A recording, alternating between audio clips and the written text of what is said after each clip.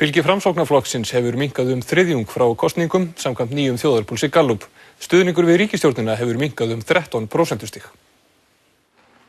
Könnun Gallup var gerð dagana 30. júlí til 31. ágúst. Spurt var fylgi við einstaka flokka og stuðning við ríkisstjórnina.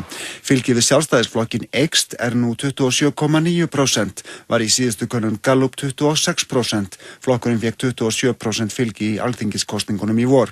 Samfylkingin bæti við sig, fær nú 17%, var síðast með 14% fylgi og 13% í kosningunum. Fylgi við Framsóknarflokkin heldur áfram að minnka, nú 16,3%, var síðast 18% og 24% í kosningunum.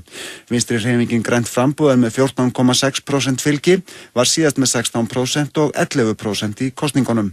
Næstum 9% segjast styðja Bjarta framtíð, prósentustigi minna en síðast þegar Gallup spurði, fylgið var 8% þegar kosið var. Tæplega 8% styðja Pírata, fylgið þeirra var 9% síðast en 5% í kosningunum. Fylgi annarra flokka breytist lítið sem ekkert. Stuðningur við ríkisstjórnina hefur minnkað jafnt og þétt síðustu mánuði. 62% aðspurðra studdu hana í könnun Gallup í maí en 49% lýsa yfir stuðningi núna.